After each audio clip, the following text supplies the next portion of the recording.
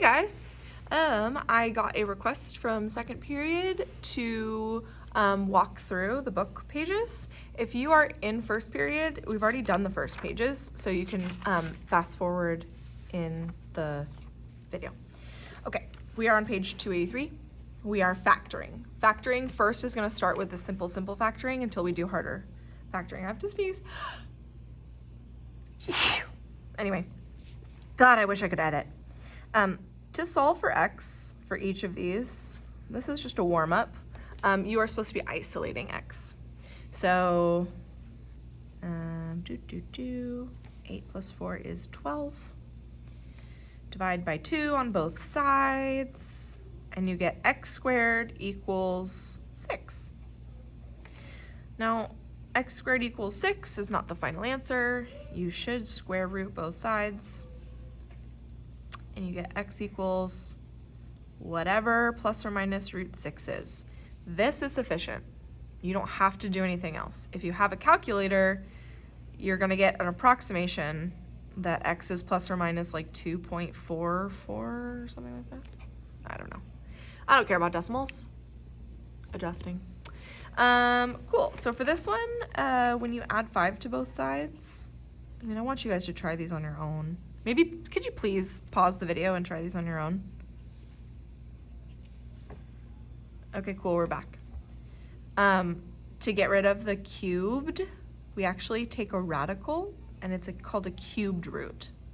So this is a cubed root. We show that it's cubed in this little number 3. It's called the index. That will cancel, so we have x minus 1 by itself. And then we have x minus 1 equals the cubed root of 5. I don't know what times what times what equals 5. Like probably another like 1 point something, but I don't know. And then you add 1, add 1, add 1, and you get x equals 1 plus the cubed root of 5. And you could do that in a calculator. So I didn't explain this during first period when we did in class, but something interesting about a cubed root is that it's not plus or minus. There isn't a case where it's positive and a different case where it's negative, because if you cube a negative number, it'll be -5, so it has to be a positive, so there's only one plus. You don't have to plus or minus. Okay, I'm actually going to do number 4 first because it's the same idea and it's a lot easier. When you get x to the 3rd power equals 27, that's asking what times what times what is 27. Now it is a whole number, so if you have a calculator and you can do a cubed root or an index of 27, I'm actually going to show you, bonus, I'm going to show you that when I type this into a calculator to solve, when I type this into a calculator to solve, this looks like crap, and I don't like to do the radical. So I do 27 to the power of 1/3, because I remember from last year that this is the same as 27 to the 1/3. If you remember that index is the denominator and this is the numerator, just for fun, 27 to the 1/3 power is equivalent, and I just do that in a calculator. But anyway, the cubed root of 27 is 3. So x equals 3. 3 times 3 times 3 is 27. So whether you do it in a calculator with a radical, if you do it in a calculator with a fractional exponent, or if you do it in a calculator guessing and checking, you should get the number 3. And then finally over here, it's just extra steps, but it's the exact same thing. You're gonna get, let's see, 4/3 when you divide by 3. I skipped a step. And then you're gonna use your radical symbol to cancel this out, but it's gonna be a quartic root, a 4th root. So it sure looks like crap, and then you're gonna add 6. But your final answer should be the 4th root of 4/3 plus 6. And since a 4th power is even, oh my God, it's not even in the frame. I'm sorry. Since a fourth power is even, there is a case where this is negative. So this one should be plus or minus. Because if it's negative, negative times negative times negative times negative would get you the same result. So there's 2. Okay, turning the Z page. We've got a quick review of factoring regular numbers. So you really can do this by yourself, I promise. You don't need this video at all for this part. It asks you just what factor pairs you might see if you input 24. So factor pairs of 24 is just what times what is 24. So you need to write down right here, what times what is 24. I'm pausing, so you write this times this, or this times this. Then it says, how do you know if 2 numbers are a factor pair? You would say, they multiply to 24. We're looking for things that multiply.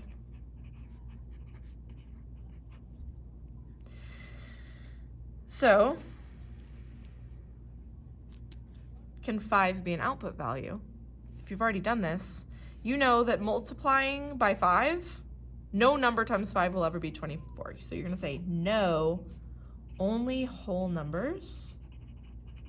That's the most important part, is that you know that if you do 24 divided by 5, you get a decimal, and that's not allowed. You have to have a whole number. And then you'd say 24 divided by 5 is a decimal. I think that's kind of what they're going for here. Underneath, we have a nice little factor tree. We did a little bit of these in class already. Cherise said that one factor pair of 24 is 2 times 12, which hopefully you got that up here. Another one is 3 times 8. 3 times 8 is also 24. So if both of them split it up, the question is, if they did a factor tree, Cherise says that their final answer for the factor trees will show the same prime factorization. They'll get the exact same answer. Gemma says that since they started with 2 different numbers, they're going to end with different prime factorizations. Who is correct? And so it does say to complete each factor tree to justify your answer. So I'll start with Cerise. 2 cannot be broken down into smaller pieces other than itself, so that one's done for, so I circled it. But 12 we can break down even more. So you can choose what to break this down into. I'm actually not going to give you the answers. And you're going to choose, 3 cannot be broken down more. 8 only has 2 factors, so it's 4 times 2. 4 can be broken down, but 2 can't. That's the end of our branch of the tree, so that's the end. 4 is split up into 2 times 2, and that's 2 more ends of the branches. So those all 4 numbers are our prime factorization. So if you do Cerise's, you'll see that it's the same. Over here, it says, consider the expression. How does it relate to the factors? You'd say that was it. That's the answer.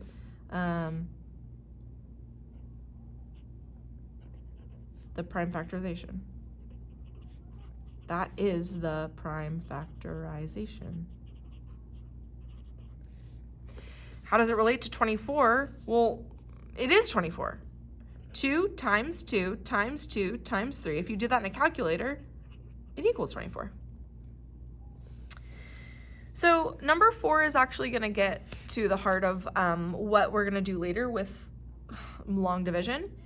So later, I'm going to give you a factor. So let's say you know a factor of a given whole number.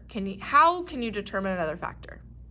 So my example was like, okay, so let's say I give you 312, and I tell you 3 is a factor. How do you find the other pair? 3 times what? What math do you do?